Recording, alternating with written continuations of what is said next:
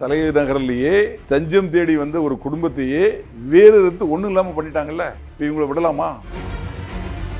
Attica, India's #1 trusted gold buyers. We release pledged gold instant cash payment. Gaurav Kumar அவர் பீகாரை சேர்ந்தவர். அவருக்கு வயசு 24. அவர் ஸ்ரீபெரும்புதூரில் ஒரு கம்பெனியில் வாட்ச்மேனாக வேலை பார்த்துருக்காரு. அந்த வேலை பிடிக்காம அதை விட்டு வெளியே வராரு. அந்த அம்மாவையும் அந்த பையன் குழந்தையையும் இங்கே வர சொல்லியிருக்காரு. வர சொல்லிட்டு சென்னையில் போய் நம்ம செட்டில் ஆகலாம் அப்படின்னு சொல்லிட்டு இங்கே வராரு. இங்கே நிறைய இடங்களில் வேலை தேடி பார்க்குறாரு, கிடைக்கல.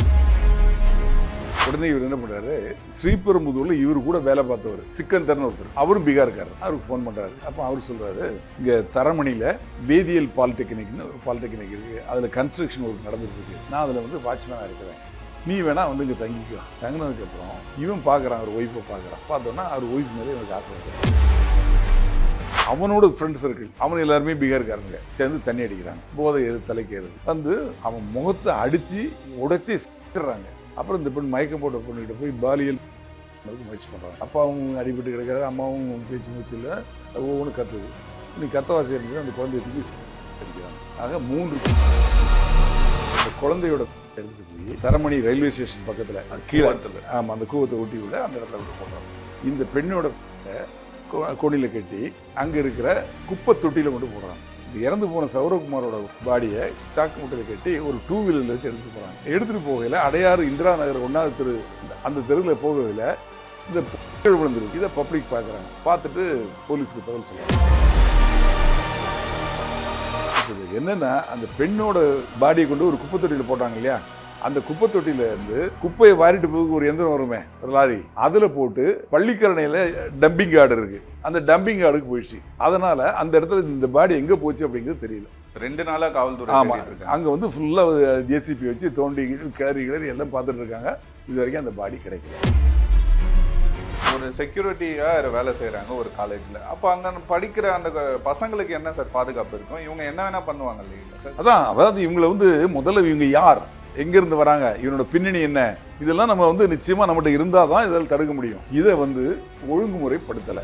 கள்ள துப்பாக்கி வட மாநிலங்களில் 5000க்கு 2000க்கு 10,000க்கு துப்பாக்கி கிடைக்குது. அது எல்லாம் இவங்க எடுத்து வந்தாங்க. இப்போ தமிழ்நாட்டில் இருக்கக்கூடிய A+ கேட்டகரி ரவுடிஸ் எல்லாரும் துப்பாக்கி வச்சிருக்காங்க.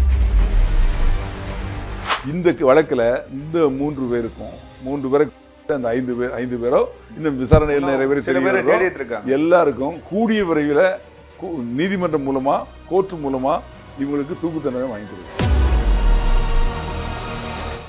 சார் வணக்கம் சார். வணக்கம் சார். நம்ம சென்னை அடையாறில் பார்த்தீங்கன்னா கடந்த 26ஆம் தேதி சாக்கு மூட்டையில் ஒரு சடலம் கிடைக்குது சார். போலீஸ் விசாரணையில் பார்த்தீங்கன்னா அந்த குடும்பத்தை சேர்ந்த 3 பேரையுமே பண்ணியிருக்காங்க, வட மாநிலத்தை சேர்ந்தவங்க. இந்த கேஸை பற்றி சொல்லுங்கள் சார்.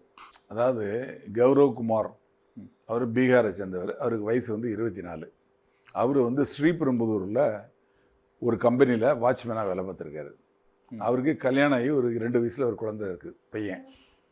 இவர் என்ன பண்ணுறாரு, அங்கேருந்து வேலையிலேருந்து அந்த வேலை பிடிக்காமல் அதை விட்டு வெளியே வராரு. வரையில் இது ஒய்ஃபுக்கு தகவல் சொல்லி அவங்களுக்கு வயசு 22.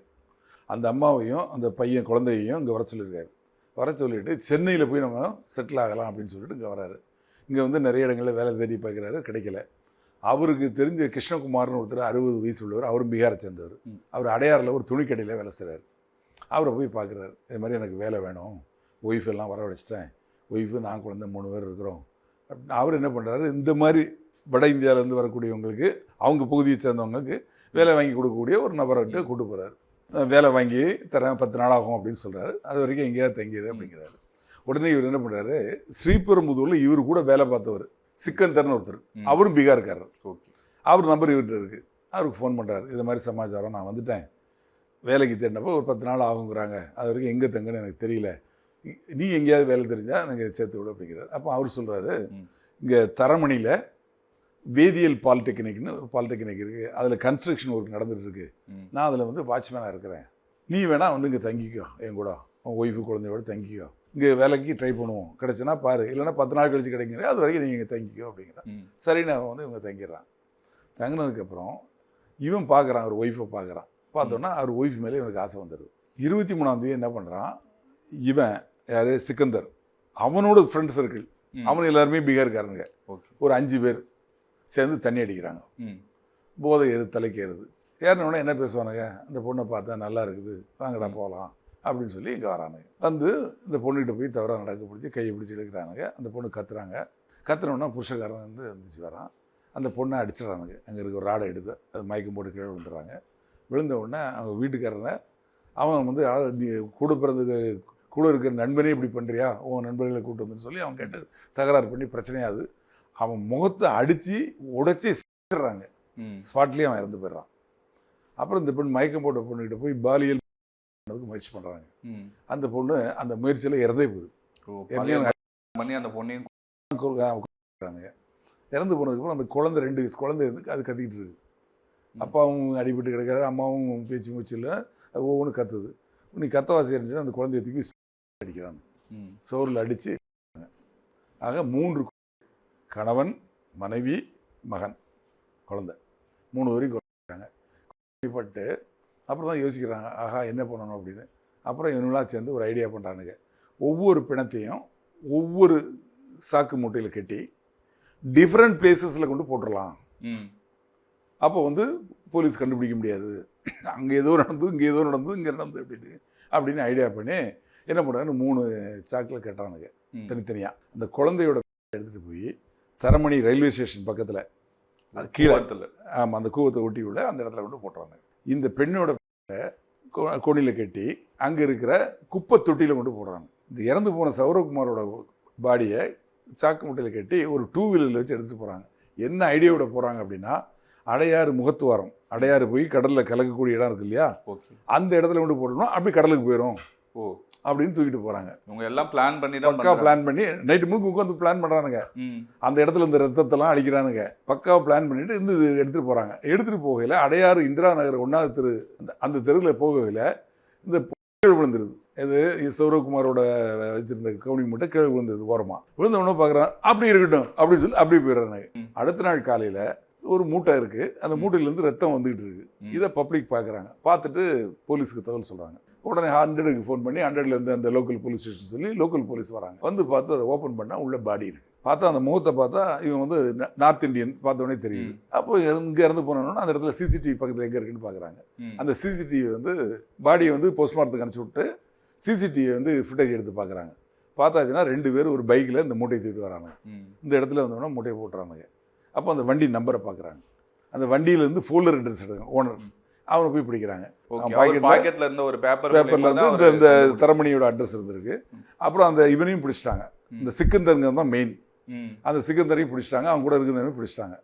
பிடிச்சி அவங்க கொண்டு வந்து என்ன நடந்ததுன்னு விசாரிக்கிறாங்க. இது வரைக்கும் காவல்துறைக்கு 3 பேருக்கு தெரியாது. ஏதோ ஒரு பாடி இருக்கு, இவங்க சம்மந்தப்பட்டிருக்காங்க, பண்ணாங்களா, என்ன பண்ணாங்க, எப்படி பண்ணாங்க, ஏதுங்கிற விவரங்கள் தெரியாது. அவன் சிக்கந்தரை பிடிச்சி கொண்டு வந்து விசாரிக்கிறாங்க. நீ எங்கே வேலை செய்கிற எது இருக்குன்னா அப்போ அவன் சொல்லிடுறான். உண்மையை முறைப்படி விசாரித்தவொடனே அவன் சொல்லிடுறான். இது மாதிரி 3 பேரையும் பண்ணிட்டோம், இன்னாரெல்லாம் சேர்ந்து பண்ணணும். இந்த 5 பேரையும் பிடிச்சிடுறாங்க. ஓகே, பிடிச்சி அந்த இடத்துல வந்து பார்க்குறாங்க. அங்கே ரத்தக்கரை இருக்குது. ரத்தக்கரையெல்லாம் கழுவி விட்டுருக்காங்க. கெமிக்கல் போட்டு க்ளீன் பண்ணியிருக்காங்க. கெமிக்கல் போட்டு க்ளீன் பண்ணியிருக்காங்க. அங்கே அதுதான் அவைலபிளாக இருக்கும். கன்ஸ்ட்ரக்ஷன் ஏரியாவில் என்ன இருக்குமோ அதை போட்டு க்ளீன் பண்ணியிருக்காங்க. ஆக இவங்க மாட்டிக்கிட்டாங்க. இப்போ இது என்னென்னா, அந்த பெண்ணோட பாடியை கொண்டு ஒரு குப்பை தொட்டியில் போட்டாங்க இல்லையா, அந்த குப்பை தொட்டியிலேருந்து குப்பையை வாரிட்டு போகுது ஒரு எந்திரம் வருமே, லாரி, அதில் போட்டு பள்ளிக்கரணையில் டம்பிங் கார்டு இருக்குது. அந்த டம்பிங் கார்டுக்கு போயிடுச்சு. அங்கே போய் தேடி பார்த்தாங்கன்னா இவங்க வந்து எந்த வண்டியை எடுத்துகிட்டு போகிறாங்க, எந்த இடத்துல போட்டாங்கன்னு சொல்லி அந்த இடத்துல பார்த்தா அந்த இடத்துல 8 ஜோன் இதில் உள்ள குப்பைகளை வந்து கொட்டுவாங்களாம். கொட்டிட்டு அதை வந்து அன்னைக்கே எடுத்துருவாங்களாம். வெவ்வேறு இடத்துக்கு எடுத்து பிரித்து போட்டுருவாங்களாம். அதனால் அந்த இடத்துல இந்த பாடி எங்கே போச்சு அப்படிங்கிறது தெரியல. 2 நாளாக காவல்துறை. ஆமாம், அங்கே வந்து ஃபுல்லாக ஜேசிபி வச்சு தோண்டி கிளறி எல்லாம் பார்த்துட்டு இருக்காங்க. இது வரைக்கும் அந்த பாடி கிடைக்கல. அந்த குழந்தையோட பாடியை பற்றி கேட்குறப்போ அவங்க சொல்கிறாங்க, தரமணி ரயில்வே ஸ்டேஷன் பக்கத்தில் கூவத்து ஓரத்தில் போட்டோம் அப்படிங்கிறாங்க. அந்த இடத்துல போய் பார்க்குறாங்க, அந்த மூட்டை இருக்குது.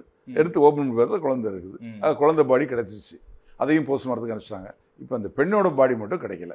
இல்லை சார், இவங்க ஒரு பொண்ணை அடையணும்னு நினச்ச ஒரு காரணத்துக்காக ஒரு குடும்பத்தில் ஒரு 3 பேரை இருக்காங்களே சார். ஏன்னா இறந்தவரும் பார்த்தீங்கன்னா வட மாநிலத்தை சேர்ந்தவங்க தான். அவங்களுக்குள்ளேயே இந்த மாதிரி பண்ணுறாங்களே சார். இவங்க அப்போ தமிழ்நாட்டில் இருக்கவங்களுக்குலாம் பாதுகாப்பு இருக்காது இல்லையா சார்? அதாவது பொன் மீதும் பெண் மீதும் ஆசை அப்படிங்கிறது தான் இன்றைக்கி இல்லை, புராண காலத்திலேயே இருக்குது. ஆனால் தமிழ்நாட்டுக்குள்ளே இன்றைக்கி எடுத்துக்கிட்டால் கிட்டத்தட்ட 65 லட்சம் வட மாநிலத்தை சேர்ந்தவங்க வேலை செய்கிறாங்க. வேலை தேடி வந்து இங்கேயே தங்கியிருந்து வேலை செய்கிறாங்க. இதை வந்து ஒழுங்குமுறைப்படுத்தலை. ஒழுங்குமுறைப்படுத்த வேண்டியது கடமை. இன்னர் லைன் பாஸ்போர்ட் அப்படின்னு இருக்குது. ஓகே, அது அந்த முறை என்னென்னா, ஒரு ஸ்டேட்லேருந்து இன்னொரு ஸ்டேட்டுக்கு ஒருத்தர் வந்தான்னா, அதாவது ஒரு விசிட் வந்துட்டு போகிறது பற்றி இல்லை, இந்த மாதிரி வேலை தேடியோ நிரந்தரமாக அங்கே வரான், இத்தனை வருஷம் அங்கே இருப்பான், இத்தனை மாதம் இங்கே இருப்பான் அப்படின்னு வர்றாங்கன்னா, அவங்க வந்து நிச்சயமாக உள்ள வரையில் அவங்க எந்த இடத்துல குடியிருக்காங்க, இருப்பிடச் சான்றிதழ், அப்புறம் அவரோட ஆதார் கார்டு, அப்புறம் அந்த லோக்கல் போலீஸ் ஸ்டேஷனில் இவர் மீது வழக்கு இல்லை அப்படிங்கிற சர்டிஃபிகேட் இதெல்லாம் வாங்கிக்கிட்டு இதை பதிவு பண்ணி இவர் இங்கே எங்கே தங்க போகிறார், இவருக்கு யார் வேலை கொடுக்குறாங்க, எந்த இடத்துல தங்குவார், எவ்வளோ நாள் தங்குவார் அப்படிங்கிற விவரங்களையும் சேர்த்து இவருக்கு எம்ப்ளாய்மெண்ட் கொடுக்கக்கூடியவர்கிட்ட ஒரு லெட்டர். அதே மாதிரி இவரை தேடி யாரெல்லாம் வருவாங்க, அண்ணன் தம்பி மாமன் மச்சான் ஃப்ரெண்டு அப்படிங்கிற லிஸ்ட்டையும் வாங்கி இது எல்லாத்தையும் ஃபோல்டர் போட்டு கம்ப்ளீட்டாக மொத்தம் இந்த 65 லட்சம் சொல்கிறாங்க, 65 லட்சம்லாம் 1 கோடி கூட இருக்கலாம். இல்லை சார், இந்த 60 லட்சம் பேரை எப்படி நம்ம கண்காணிக்க முடியும்? பண்ணணும், வேற வழி கிடையாது. இதை வந்து ஆரம்ப ஸ்டேஜ்லேயே பண்ணியிருந்தா இன்னைக்கு இவ்வளோ தூரத்துக்கு வந்திருக்காது. கண்டிப்பாக சார், நான் எல்லா இன்டர்வியூலையும் சொல்கிறேன், இன்னர் லைன் பாஸ்போர்ட் கொண்டு வரணும் அப்படின்னு சொல்கிறேன். ஆனால் வந்து அரசு அதுக்கு எந்த நடவடிக்கையும் எடுக்கலை. அதோட விளைவு என்னென்னா இன்றைக்கி அப்படியே கூடி 65 லட்சம்னு சொல்லக்கூடிய ஒரு லெவலில் இருக்குது. அது 1 கோடியும் தாண்டலாம். ஏன்னா இவங்க வெளி மாநிலத்திலேருந்து வர்றவங்க எல்லாரும் கெட்டவங்கன்னு நான் சொல்லலை, ஆனால் எல்லாரும் நல்லவங்கன்னு சொல்லலை. ஆனால் இவங்க தான் சார் அதிகமாக கிரைம் பண்ணுறாங்க. இவங்களால என்னென்ன நடக்கு அப்படிங்கிறத சொல்கிறேன் கேளுங்க. கள்ள துப்பாக்கி வட மாநிலங்களில் வந்து 5000க்கு 2000க்கு 10,000க்கு துப்பாக்கி கிடைக்குது, அங்கேயே செய்கிறாங்க. உத்தரப்பிரதேசம், பீகார், ஜார்க்கண்ட் இந்த மாதிரி மாநிலங்களில் அது எல்லாம் இவங்க எடுத்துகிட்டு வந்துடுறாங்க. இப்போ தமிழ்நாட்டில் இருக்கக்கூடிய A+ கேட்டகரி ரவுடிஸ் எல்லாரும் துப்பாக்கி வச்சுருக்காங்க. இவங்க தான் சப்ளை பண்ணுறது. அதில் எல்லாருமே சப்ளை பண்ணுறான்னு சொல்லலை, அவங்க சப்ளை பண்ணுறவங்க இந்த போர்வையில் உள்ளே வந்துடுறாங்க. ஆக அதில் வரையில் நம்ம கண்டுபிடிக்க முடியல. ஆக தமிழ்நாடு முழுக்க இன்றைக்கி துப்பாக்கி கலாச்சாரம் ரெடியாக இருக்குது. நீங்கள் போய் யாராவது போனீங்கன்னா A+ கேட்டகரி நிச்சயமாக வச்சுருக்கான். இப்போ அடுத்த A கேட்டகரி கூட வச்சுருப்பான். அந்த ஸ்டேஜுக்கு வந்துருச்சு.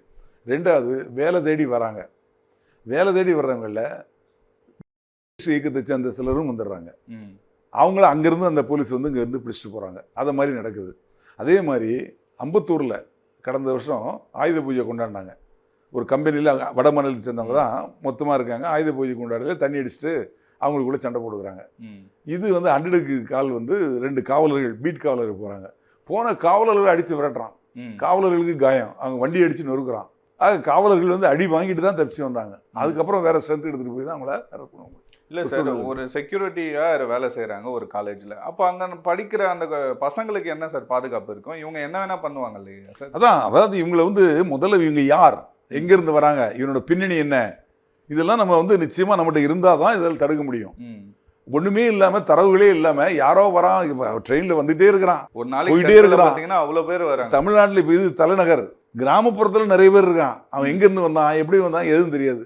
இன்னும் கொஞ்ச நாள் என்ன நம்ம வீட்டு பெண்களை கல்யாணம் பண்ணி நம்ம தமிழ்நாட்டு பெண்களை கல்யாணம் பண்ணி தமிழ்நாட்டோட கலந்துருவான். இந்தியா வந்து எங்களால் இருக்கலாம், அதை பற்றி தப்பு இல்லை. ஆனால் இது மாதிரி சமூக விரோதிகள் இருக்காங்கல்ல, தலைநகர்லேயே தஞ்சம் தேடி வந்த ஒரு குடும்பத்தையே வேறு எடுத்து ஒன்றும் இல்லாமல் பண்ணிட்டாங்கல்ல. இப்போ இவங்களை விடலாமா? 3 பேரை கொடூரமாக இருக்காங்க. இது மாதிரி நிறைய வழக்குகள் இருக்குது, நிறைய விஷயங்கள் நடக்குது. அது வந்து காவல்துறையோட நாலேஜுக்கு சில விஷயங்கள் வருது, வராமல் போகுது.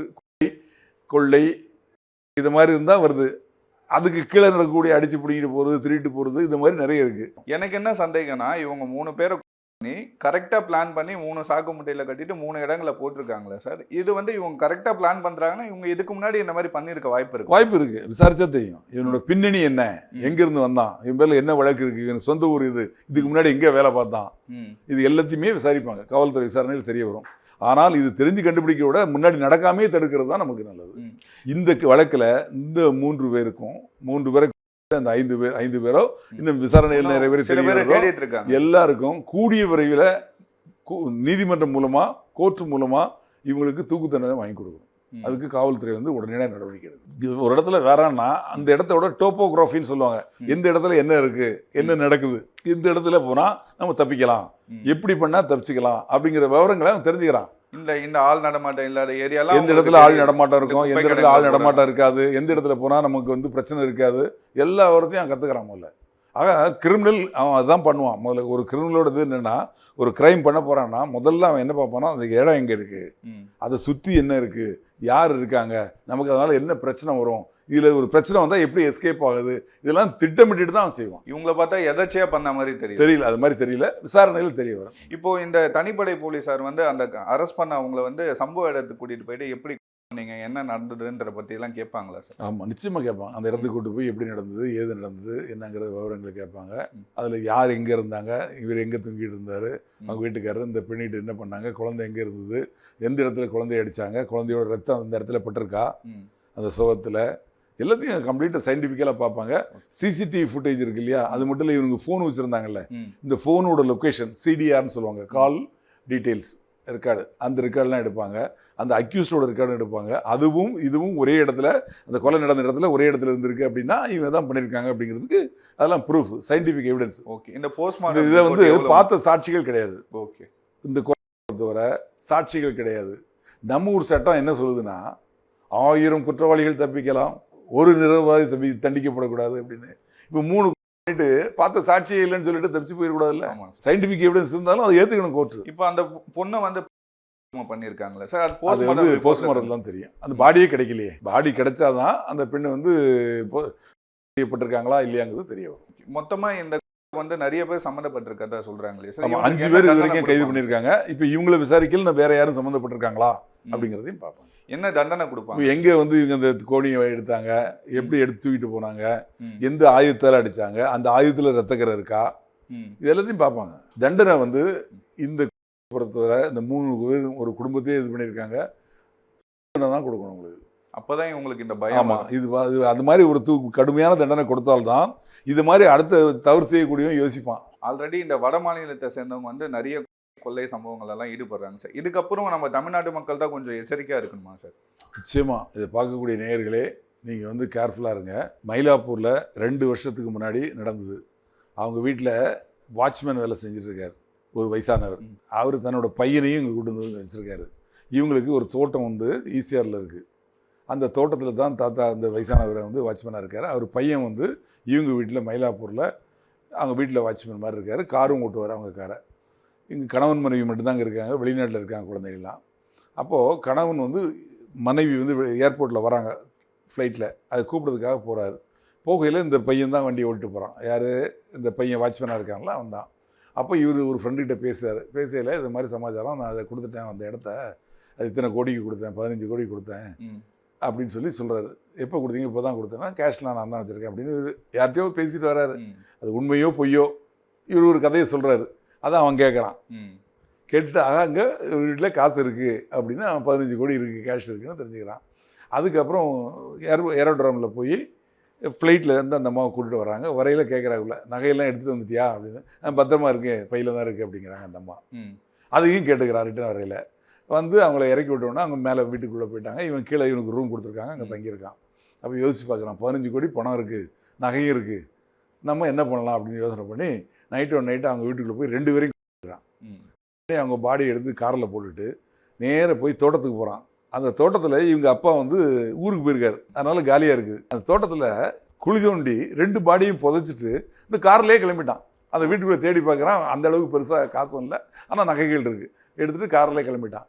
அடுத்த நாள் காலையில் இந்த பெண் இவரோட இறந்து போனாங்கல்ல, இவங்களோட குழந்தைங்க அங்கேருந்து ஃபோன் பண்ணுறாங்க, ஃபோன் எடுக்கலை. உடனே சிசிடிவி அங்கேருந்து பார்க்க முடியுங்க, பார்த்துருக்காங்க. சிசிடிவி பார்த்தா வீடு திறந்து கிடக்கு. உடனே இவங்க சொந்தக்காரங்களுக்கு ஃபோன் பண்ணி அவங்க வந்து போய் பார்க்குறாங்க. பார்த்தாச்சுன்னா வீடு திறந்து கிடக்கு, உள்ள ரத்த கரையெல்லாம் இருக்குது. அப்புறம் பார்த்தா காரை காணோம், வாட்ச்மேனை காணோம். என்னன்னு சொல்லி பார்த்து அப்புறம் அந்த நம்பருக்கு போலீஸில் சொல்லி, போலீஸ் அந்த நம்பரோடு இங்கேருந்து உத்தரப்பிரதேசத்துக்கிட்ட போகிறான். காரில் போகையில் பிடிச்சிட்டாங்க. அவனை பிடிச்சி அவனுக்கு கேஸ் போடுறாங்க. கேஸ் போட்டு 2 பேர் உயிர் போச்சு. இவங்களுக்கு ஒரு வாட்ச்மேன் வேலை தானே பார்க்குறாங்கன்னு நிறைய பேர் வந்து இவங்களை பாவமாக பார்க்குறாங்க சார். ஆனால் ஒரு சில பேர் இந்த மாதிரி கிரிமினலாக இருக்காங்க. அதனால கேர்ஃபுல்லாக இருக்கணும். இது பார்க்கக்கூடிய நேயர்களே, யாரையும் நம்பாதீங்க. அவங்கள வேலைக்கு சேர்க்கணும்னா அவங்களோட பின்னணி என்ன, அவங்க யார், அவங்க ஆதார் கார்டு என்ன, அந்த போலீஸ் ஸ்டேஷன்லேருந்து ஆதார் கார்டு எல்லாத்தையும் தெரிஞ்சுக்கிட்டு அவங்கள வேலைக்கு சேருங்க. அவங்க முன்னிலையில் உங்கள் குடும்ப ரகசியங்களை பேசாதீங்க. நீங்கள் உங்கள்கிட்ட என்ன பணம் இருக்குது, என்ன காசு இருக்குது, எந்த நகை இருக்குங்கிறது, இந்த விவரங்களை அவங்க முன்னிலையில் உங்களுக்குள்ளே பேசிக்கிறாதீங்க. அவங்க வேலைக்காரங்கன்னா அவங்கள முதல்ல சேர்க்கறதுக்கு முன்னாடி அவங்க யாருன்னு பாருங்கள். நல்லவங்களாக இருந்தால் மட்டும் சேருங்க. சேர்த்ததுக்கு அப்புறமும் அவங்கள கூட வச்சுருக்கையில் கேர்ஃபுல்லாகவே இருங்க. அவங்கக்கிட்ட கவனமாக இருங்க. அவங்க முன்னிலையில் எதுவும் பேசாதீங்க. குடும்ப ரகசியங்களை விஷயங்களை எதையும் சொல்லாதீங்க. இன்றைக்கி இருக்கிற சூழ்நிலையில் நம்மளை காத்துக்கணும்னா உஷாராக இருக்கணும். உஷாராக இருந்தால் தான் நம்மளை காப்பாற்றிக்க முடியும் அப்படிங்கிறத என்னோட கருத்து. கண்டிப்பாக ரொம்ப நன்றி. நன்றி. Attica, India's #1 trusted gold buyers. We release pledged gold instant cash payment.